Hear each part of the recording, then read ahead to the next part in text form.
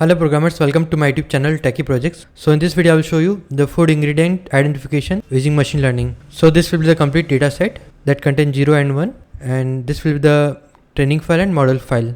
So let's open the terminal by writing cmd and then run python space main.py to run that python file. Then model will load and it will open the home page. Just click on the upload label image.